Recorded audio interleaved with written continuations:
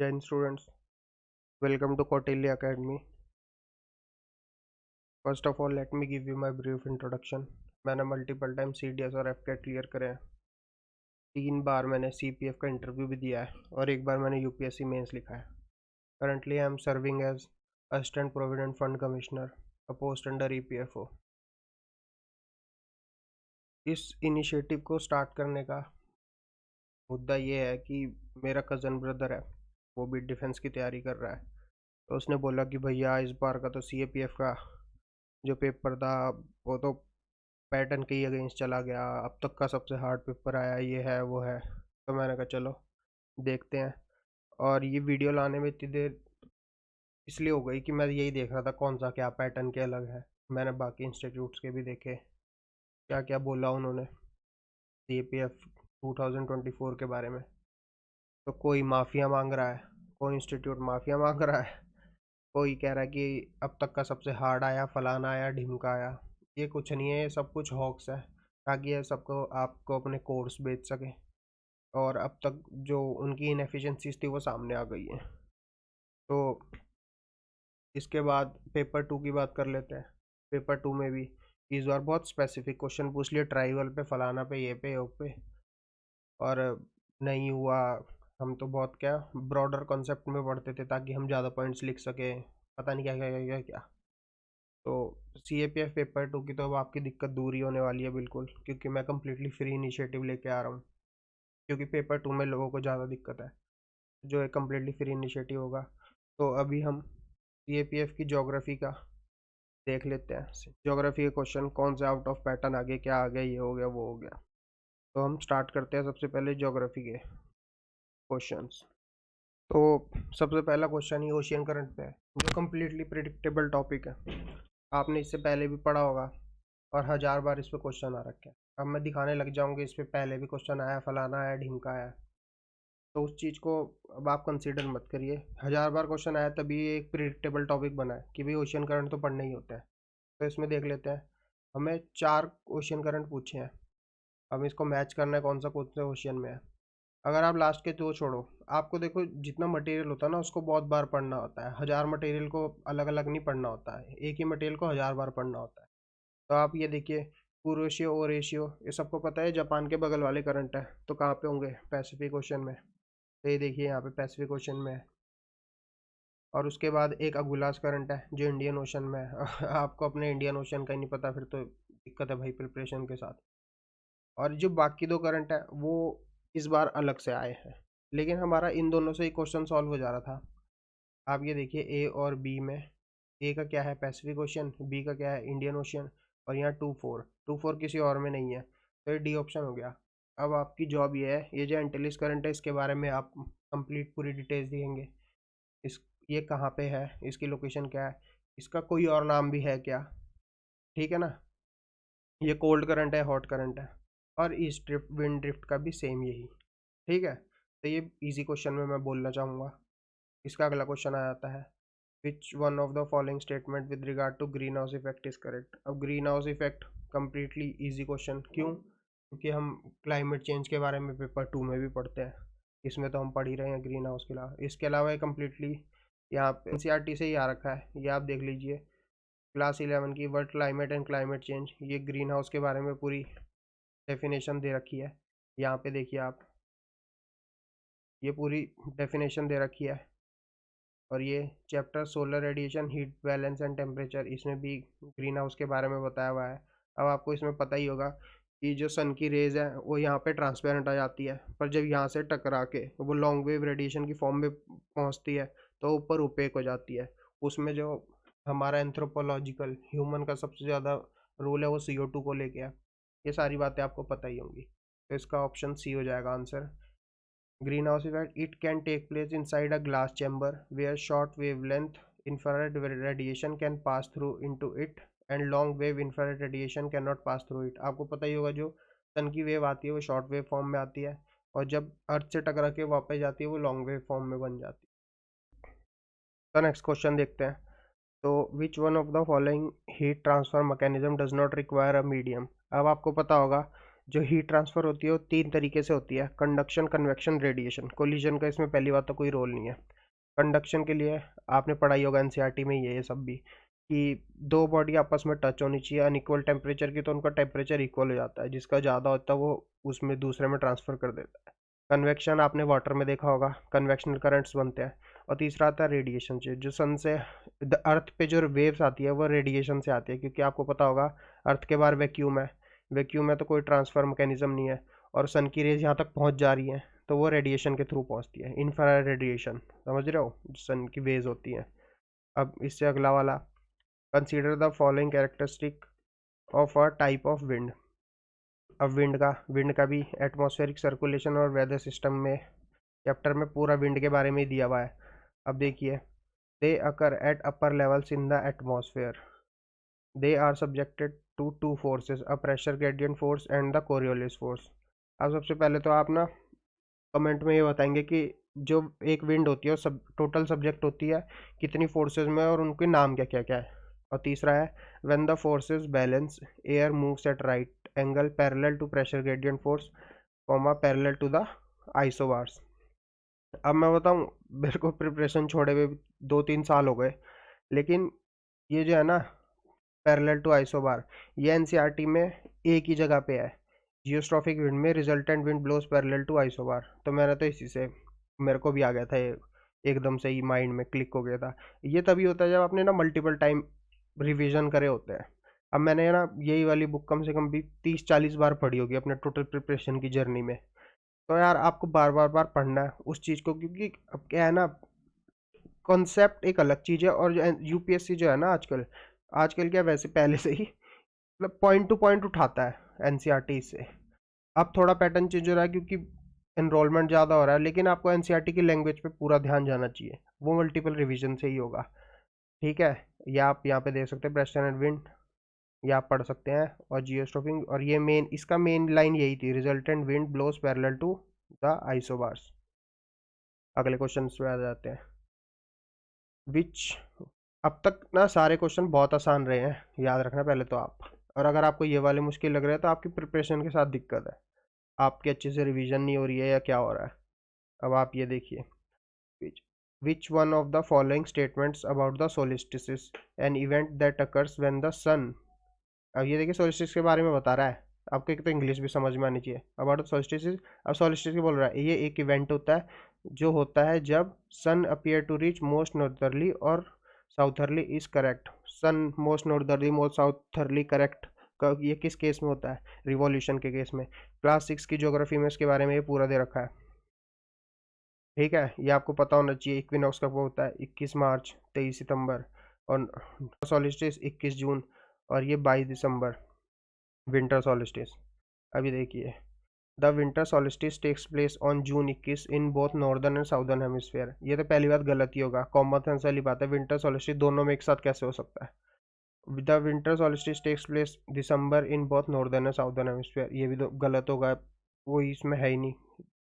The summer solstice occurs in northern hemisphere on June 21 and on December in southern hemisphere. The summer solstice occurs in northern hemisphere on December 21।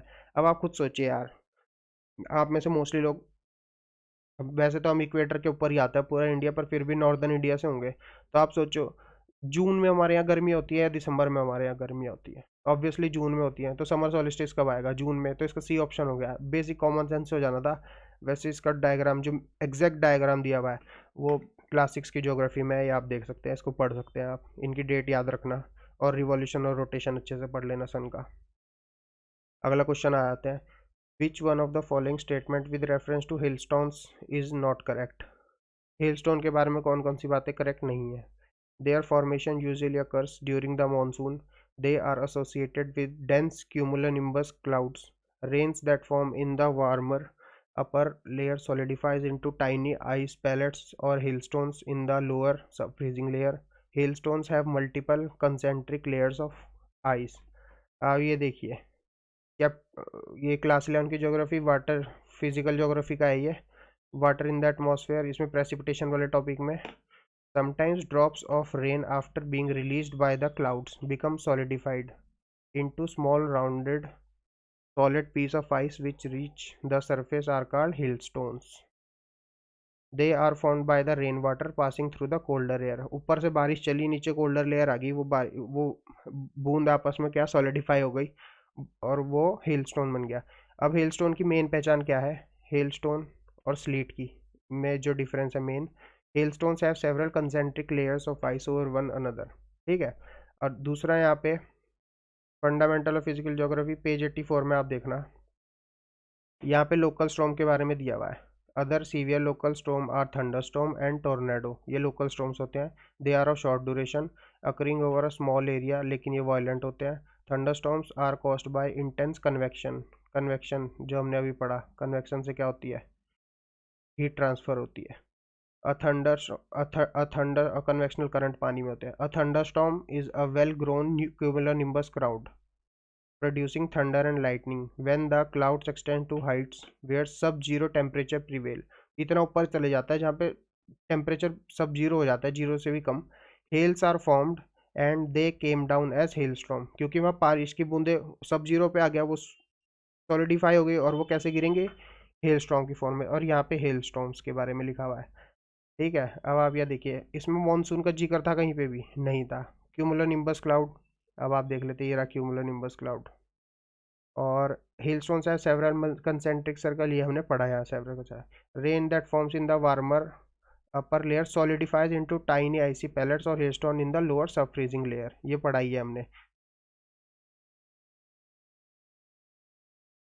ठीक है।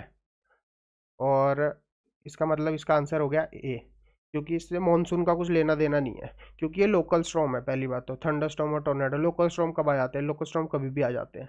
उनका एक usual pattern होता है, पर वो कभी भी आ सकते हैं, इसलिए वो लोकल है, एक एरिया से एसोसिएटेड है, उसका क्लाइमेट से कोई लेना देना नहीं है। और मॉनसून क्या है? एक पूरा सीजन है जो क्लाइमेट से एसोसिएटेड है। ठीक है, आप यहाँ से भी कर सकते थे। इससे अगला, which of the following processes is are part of rock cycle? Lithification, metamorphism, solidification. ये आपका फिजिकल ज्योग्राफी का पार्ट है, ये आपका डायग्राम है, रॉक वाली चैप्टर का पार्ट है ये।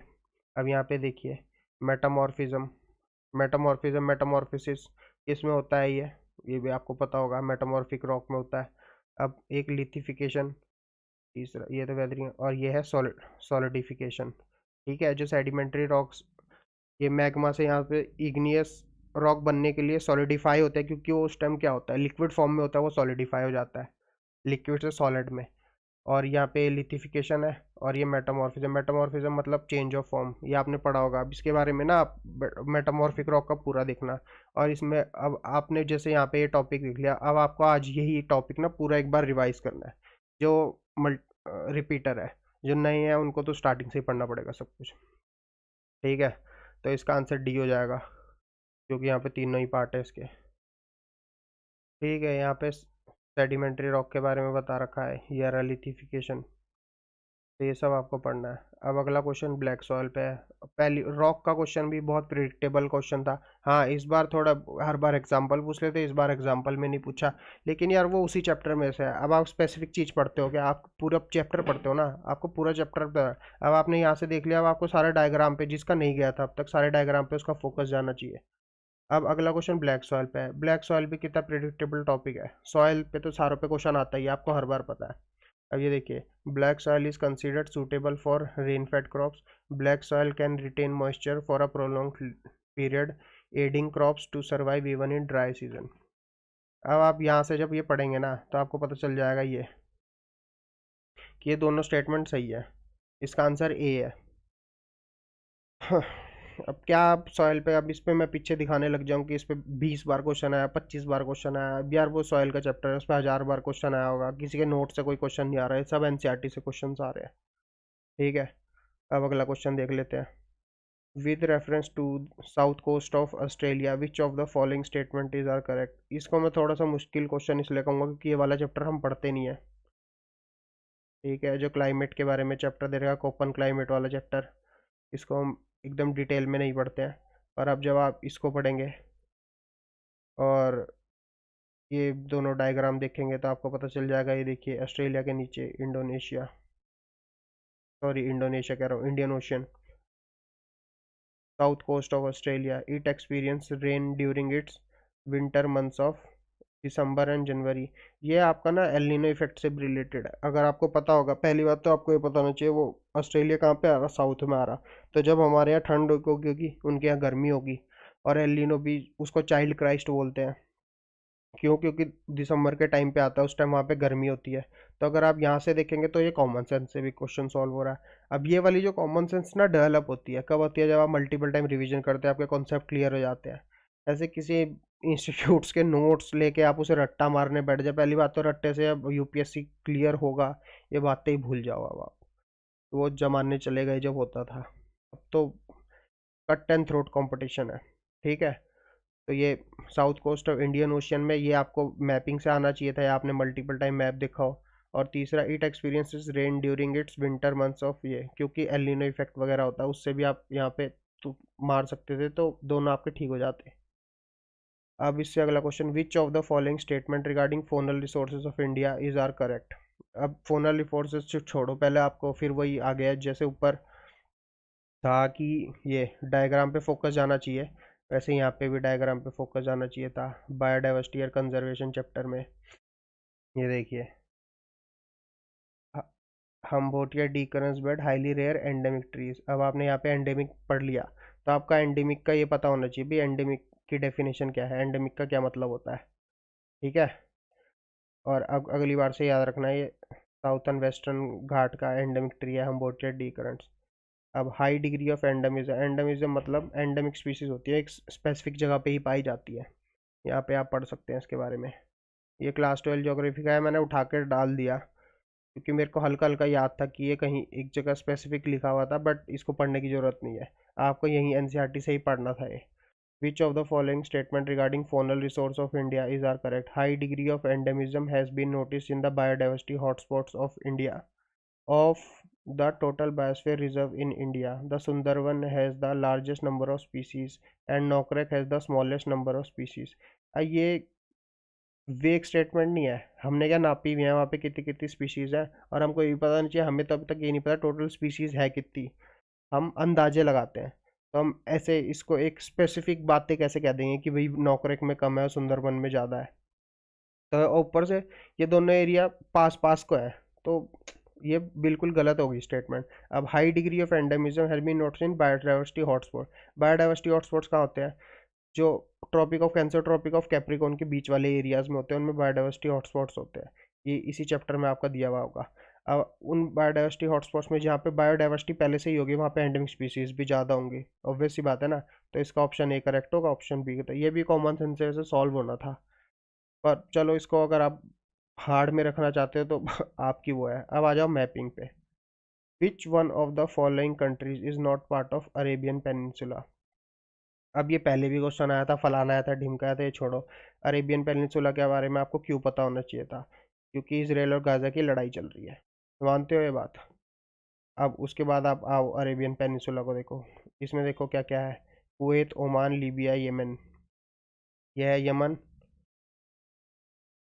यह है यमन, यह है कुवैत, यह है ओमान। अब ओमान के बारे में तो आपने जो क्लास 12th की जब हिस्ट्री पढ़ते हो तब भी पढ़ा होगा, द आइलैंड ऑफ बहरीन वगैरह वगैरह, जो पहले ही चैप्टर में है, जो हमारा ट्रेड चलता था। ठीक है।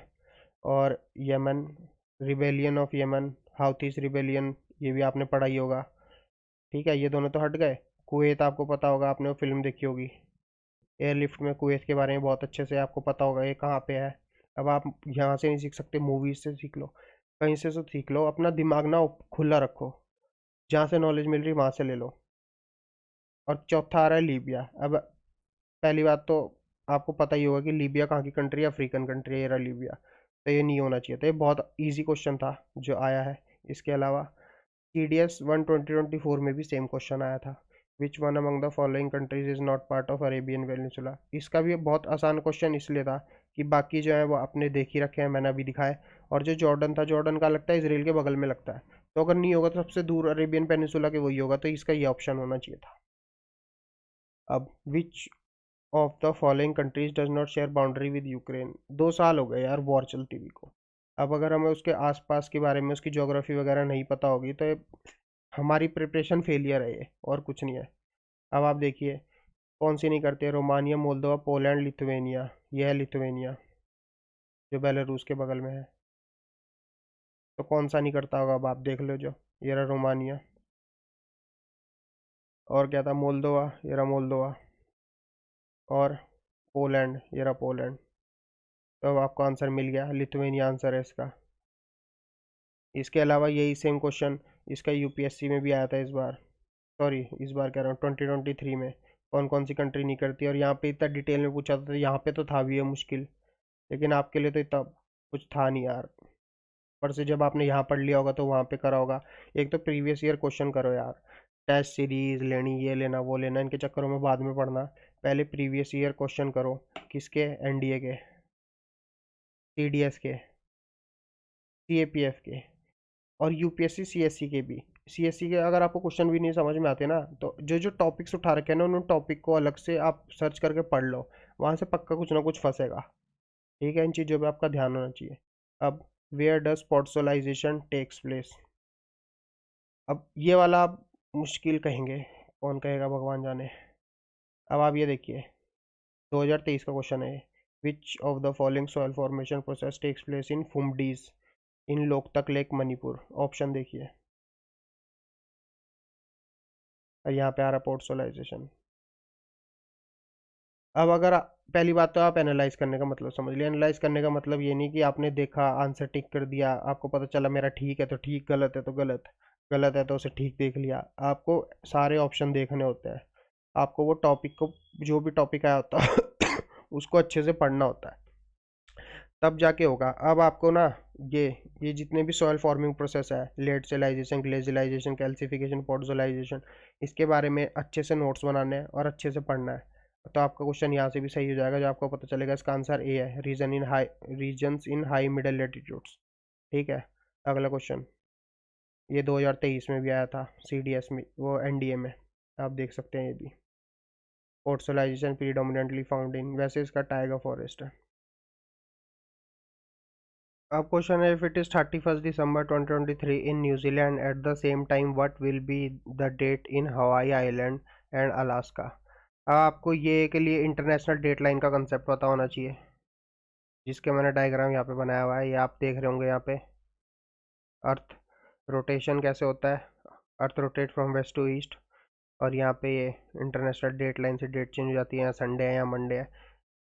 ये इंटरनेशनल डेट लाइन है, ये न्यूजीलैंड है, ये हवाई आइलैंड है, समझ रहे हो।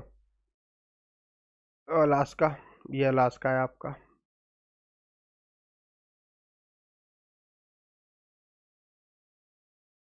अब अगर आपको इंटरनेशनल डेट लाइन पे पूरा चाहिए तो मेरे को एक सेपरेट पूरी वीडियो बनानी पड़ेगी, क्योंकि फिर मैं इसमें अच्छे से समझाऊंगा।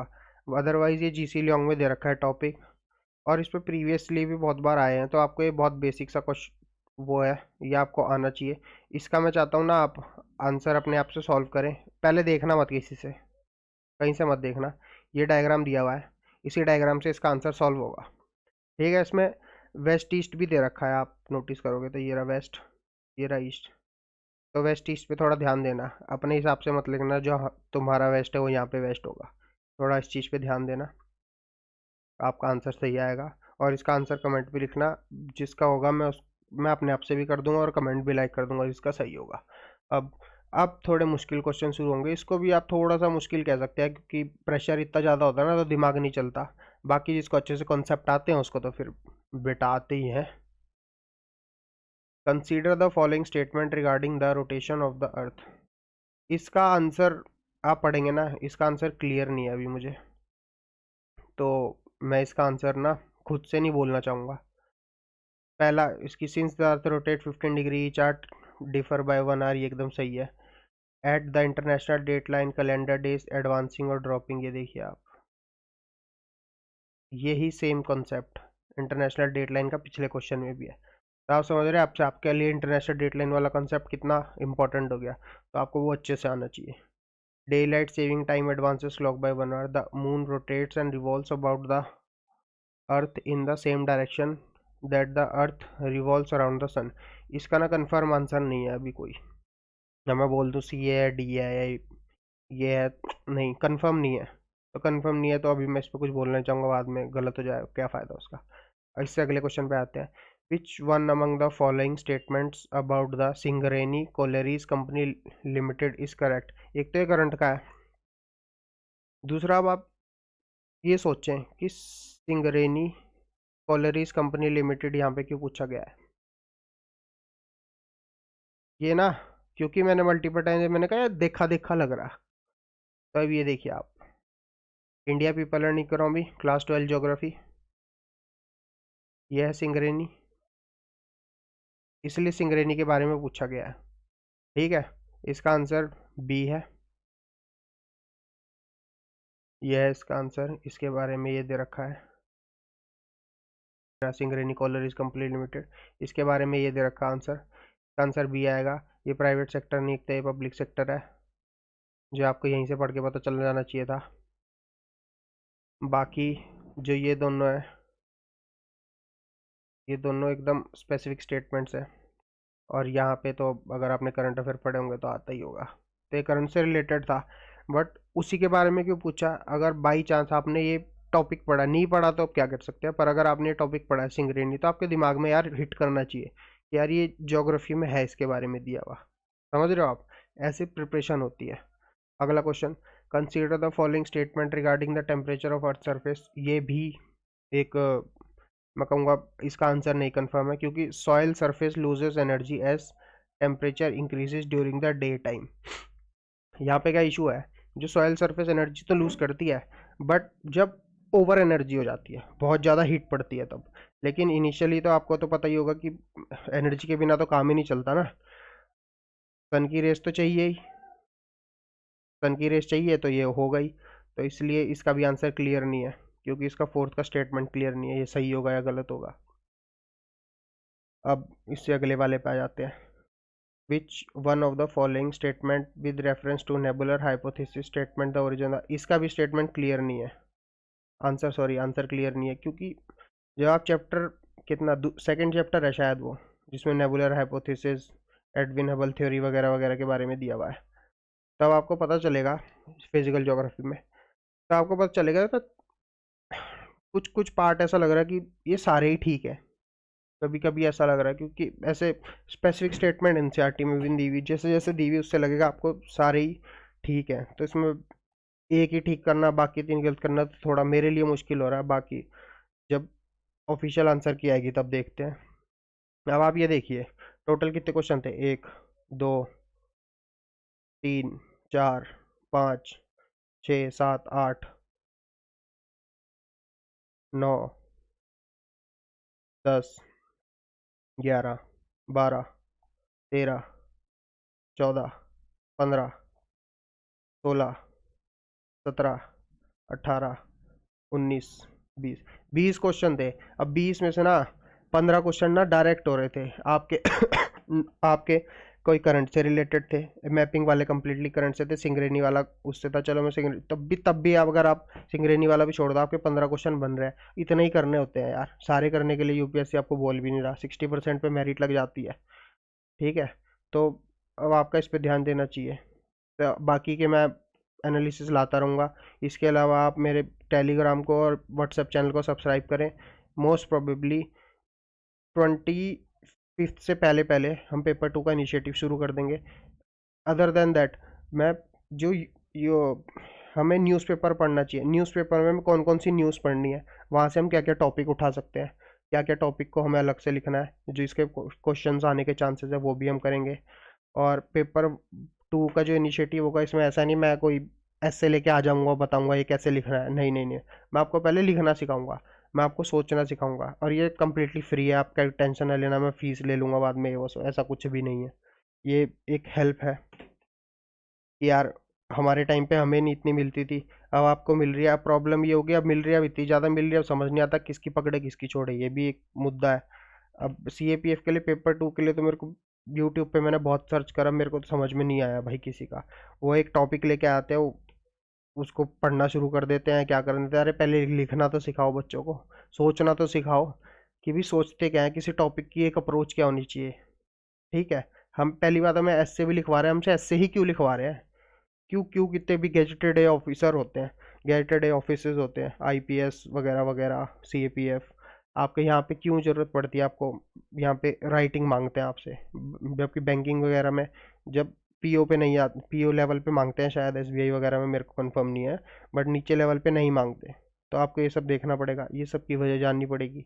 और एक लिखने का तरीका होता है, हम कैसे, अब मेन चीज़ लिखना भी आ गया तो 20 मिनट में कैसे उसे पूरा करें, है ये सब कैसे पूरा होगा, ये सब प्रैक्टिस से पूरा होगा। और एक आपकी एक अप्रोच होनी चाहिए आपकी सोचने की, आपको अपने ब्रेन को ना चैनलाइज करना पड़ेगा कि मुझे ऐसे सोचना है, ठीक है। हमको बेस्ट आंसर नहीं लिखना है, हमको एक आंसर लिखना है जिसमें सारे पॉइंट कवर हो, जिसकी लैंग्वेज बहुत ईजी हो, ताकि इन्विजिलेटर को भी दिक्कत ना हो। पता चला हमने इतना आई फाई लिख दिया, इन्विजिलेटर बैठ के, अरे ये क्या लिख दिया इसने, तो वो नंबर काटेगा आपको और चढ़ा के नहीं देगा। क्योंकि आप देखिए, आपको एक ऑफिसर बनना है, आपको अपने ऊपर भेजनी तो है रिपोर्ट, बट आप देखिए आपके खुद के नेता लोग कितने पड़े हुए हैं, आप अपने सीनियर को भेजेंगे, अल्टीमेटली कहाँ जाएगा। और किन के लिए लिखनी है आपको, अपने सोल्जर्स के लिए, अपनी बटालियन, अपनी पलटन के लिए लिखनी है। वो कौन है, मोस्ट ऑफ द जितने हमारे, जो मेरे खुद के फादर आईटीबीपी में है, कहाँ से आते हैं, विलेज इंडिया, ये आपको पता ही होगा, एग्रीगेरियन सोसाइटी है। हम छोटी जगह से आ रहे हैं, हम इतना ज़्यादा पढ़े लिखे नहीं है, यहाँ पे तो जित डिग्री लिए हुए बैठे हुए हैं, पीएचडी होल्डर है, उनके सब चल रहा है। तो आपको लैंग्वेज बहुत आसान होनी चाहिए, तब जाके आपका होगा। बाकी अब उधर ज़्यादा, मैं आपको चैनल मेरी ज्वाइन कर लीजिएगा, आपको एक इनिशिएटिव के बारे में बाकी मैं आपको रेगुलर अपडेट्स देता रहूँगा, ठीक है। Thank you so much.